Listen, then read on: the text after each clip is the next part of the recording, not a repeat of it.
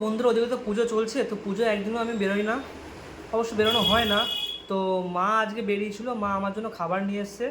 তো মা খাবার নিয়ে এসছে কি দেখো, বিরিয়ানি নিয়ে এসছে, চিকেন বিরিয়ানি, যার মধ্যে এরকম একটা আলু একদম বড় সাইজের, একটা ডিম দিয়েছে, এরকম একটা লেগ পিস রয়েছে একদম, আর এখানে রয়েছে স্যালাড। তো যাই হোক, পুজো বেরোনো হচ্ছে তো কী হয়েছে, কিন্তু বাড়িতে বসে ভালো ভালো খাবার তো খেতে পাচ্ছি। তো এটা একটা পাড়ারই দোকান, ভালো বেশ দোকানটা, বিরিয়ানিটা ভালো করে।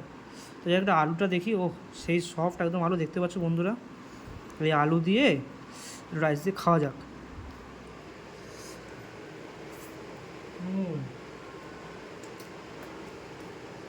খুব একটা রিচ নয়, কিন্তু সত্যি খুব ভালো খেতে, বেশ ভালো লাগে খেতে।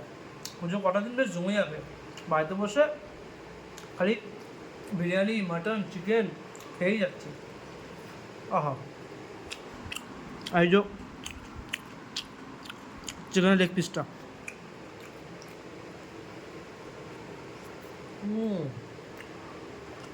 অসাধারণ। আহা, এই যে ডিম এটা নিয়ে নেবো, একটা চিকেন আছে, চিকেন নিয়ে নেবো, একটু আলু নেবো, একটু স্যালাড নেবো, নিয়ে জিনিসটা একসাথে খাবো, আর মাখিয়ে খেতে হবে।